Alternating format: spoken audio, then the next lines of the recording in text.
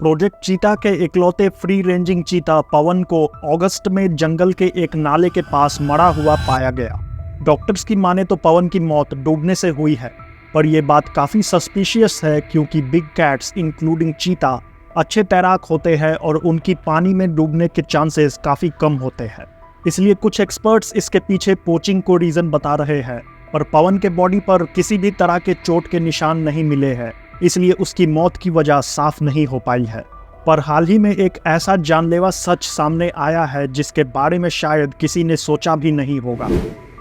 पवन के मौत से भारत में अब तक टोटल 13 चीते मर चुके हैं और बचे 24 चीते अभी तक एनक्लोजर में है। प्रोजेक्ट चीता में चीतों की मौत के पीछे 3 बड़े रीजंस को मैंने इस वीडियो में बताया था, पर सबसे चौंकाने वाला रीजन जो हाल ही में सामने आया है उसमें यह पता लगा कि इक्वेटर के साउथ में रहने वाले चीताज में कुछ ऐसे ट्रेट्स हैं जिसके वजह से उनको भारत के एनवायरनमेंट में सरवाइव करने में तकलीफ आ रही है। भारत में अभी तक जितने भी चीतों को लाया गया है वो नामीबिया और साउथ अफ्रीका से लाया गया है, जो कि इक्वेटर के साउथ में सदर्न हेमिस्फेयर में लोकेटेड है, जिसके वजह से इन चीतों की सर्काडियन रिदम नॉर्दर्न हेमिस्फेयर के चीतों से अलग होती है। सर्काडियन रिदम्स बॉडी की खुद की इंटरनल क्लॉक होती है, जिसके हिसाब से बॉडी अपना फिजिकल, मेंटल और बिहेवियरल चेंजेस को रेगुलेट करता है। इसका बेस्ट एग्जांपल जेट लैग है, जिसमें एक इंसान कहीं दूर देश जाता है पर उसको वहां के टाइम के हिसाब से एडजस्ट होने में तकलीफ होती है क्योंकि उसका बॉडी क्लॉक पहले देश के हिसाब से चल रहा होता है। इसी सर्काडियन रिदम के डिफरेंस के कारण इन सदर्न हेमिस्फेयर के चीतों में ठीक विंटर कोट सदर्न हेमिस्फेयर के विंटर्स के हिसाब से आने लगते हैं, जो कि जुलाई से सितंबर के बीच होता है। पर इन महीनों में भारत में हॉट, ह्यूमिड और रेनी सीजन होता है, जिसके वजह से इन चीतों की थिक फर भीग जाती है और उनमें इन्फेक्शंस या टीक्स होने के चांसेस बढ़ जाते हैं। और प्रोजेक्ट चीता के 2 सालों में ऐसा पहले भी हो चुका है जब 3 चीतों की मौत इन्फेक्शंस और मैगट्स की वजह से हो गई थी। एनिमल्स अपने कोट समर में शेड भी करते हैं, उस हिसाब से ये सदर्न हेमिस्फेयर के चीते भारत के विंटर्स के टाइम अपना कोट शेड करने लगेंगे। पर यहाँ राहत की बात यह है कि भारत के जिस जगह पर इन्हें रखा गया है वहाँ एक्सट्रीम विंटर नहीं होती और इनके कोट शेडिंग से कुछ खास प्रॉब्लम्स नहीं आएगी।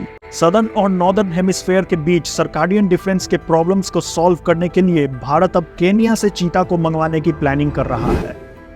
केन्या अफ्रीका के इक्वेटर के बीचों बीच लोकेटेड एक देश है और यहाँ का क्लाइमेट भारत के टाइम के हिसाब से चलता है और दोनों देशों के क्लाइमेट भी ऑलमोस्ट सेम है।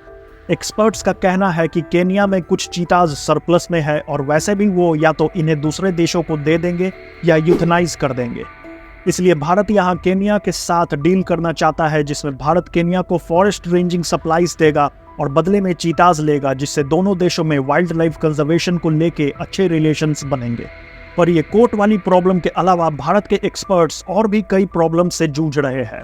7 चीता कब्स टिक इन्फेस्टेशन से जूझ रहे हैं और उनको मेडिकेशन देने के लिए ट्रैंक्विलाइज्ड करना पड़ेगा, और इसमें 3 बड़े रिस्क है जो एक्सपर्ट्स अपने पास्ट एक्सपीरियंस में झेल चुके हैं।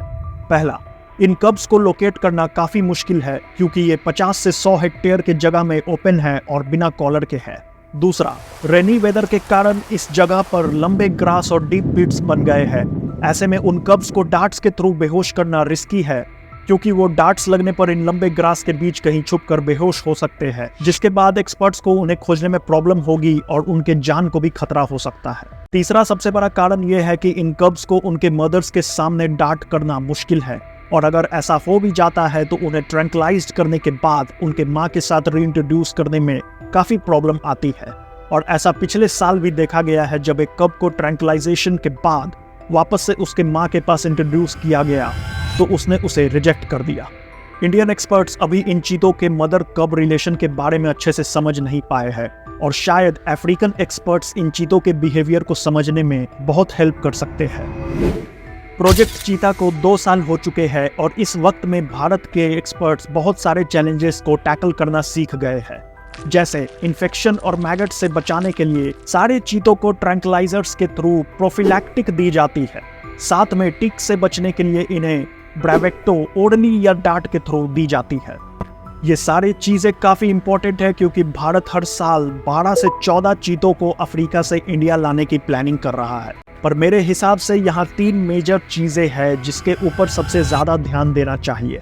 पहला, सदर्न हेमिस्फेयर के चीतों को लाने से अच्छा नॉर्दर्न हेमिस्फेयर के चीतों को लाना चाहिए। इसमें केन्या के अलावा ईरान से एशियाटिक चीतों को भी लाया जा सकता है। दूसरा, सारे चीतों को बड़े इनक्लोजर में छोड़ने से पहले उन पर कॉलर्स लगाना बहुत जरूरी है, ताकि उनको रेगुलर मॉनिटर किया जा सके और समय समय पर मेडिकेशन दिया जा सके।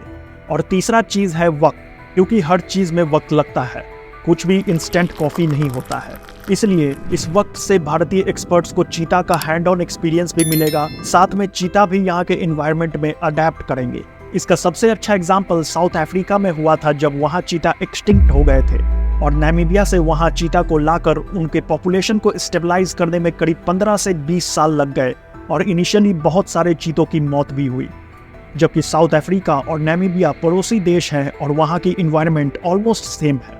सेम भारत में हुआ था, जब 2005 में सरिस्का टाइगर रिजर्व में टाइगर्स की पॉपुलेशन ऑलमोस्ट खत्म हो गई थी और एफर्ट्स के बाद 15 सालों के बाद वहाँ उनकी पॉपुलेशन बढ़ी। हालांकि यहाँ एक बात तो है कि इंडियन एक्सपर्ट्स को टाइगर्स और लायंस की बहुत एक्सपीरियंस है, पर कहीं ना कहीं चीता के केस में उन्हें अभी कम एक्सपीरियंस है। इसलिए अफ्रीकन एक्सपर्ट्स के साथ मिलकर अगर काम किया जाए तो प्रोजेक्ट चीता को सक्सेसफुल होने से कोई नहीं रोक सकेगा।